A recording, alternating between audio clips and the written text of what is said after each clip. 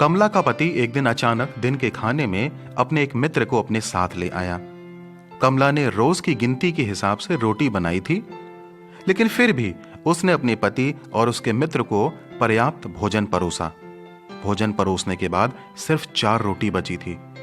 कमला के पति ने जल्दी जल्दी अपना भोजन समाप्त कर लिया और जैसे ही कमला और रोटी उसे परोसने लगी, उसके पति ने कहा, मेरा पेट भर गया है क्योंकि आज मैंने एक रोटी ज्यादा खा दी है, क्योंकि तुमने सब्जी और दाल बहुत ही स्वादिष्ट बनाया है। उसके बाद कमला उसके मित्र को और खाना परोसने के लिए आगे बढ़ी ही थी कि उसका मित्र, जो शायद थोड़ा और खाना खाना चाहता था, बोला, भाभी आज मैंने भी ज्यादा खा लिया है, अब पेट में जगह नहीं है। और इतना कहकर दोनों टेबल पर से उठ गए और हाथ धोने के लिए चले गए। बाद में कमला का पति किचन में जाता है और कमला से बोलता है, 4 रोटी बची हुई तुम खा लेना।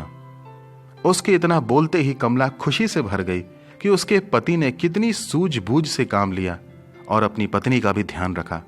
कमला चाहती तो अपनी पति पर इस बात के लिए गुस्सा हो सकती थी कि वह अपने मित्र को अचानक खाने पे ले आया है, लेकिन उसने ऐसा नहीं किया और उसके पति ने भी उसका ध्यान रखा और दोनों ने एक दूसरे के प्रति अपने प्रेम और आदर को प्रकट किया। मित्रों, पति और पत्नी का रिश्ता आसमान में जोड़ा जाता है।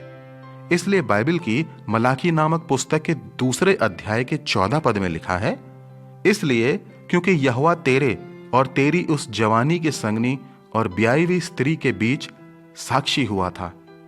इसलिए मित्रों, जब परमेश्वर पति पत्नी के बीच रिश्ते का साक्षी या गवाह है, तो आज आवश्यक है कि पति पत्नी इस रिश्ते को गंभीरता से लें।